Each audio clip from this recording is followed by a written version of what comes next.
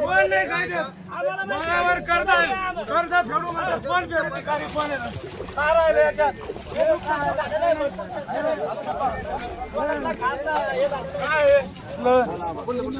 compound वाले केले जनावरांसाठी आज जनावरांनी नुकसान केलं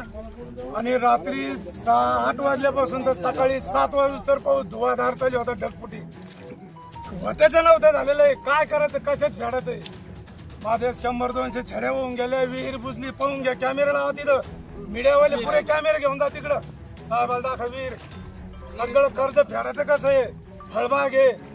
आज 20-25 एकर जमीन हजारो एकर जमीन माग माझ्या पाठीमाग पुढं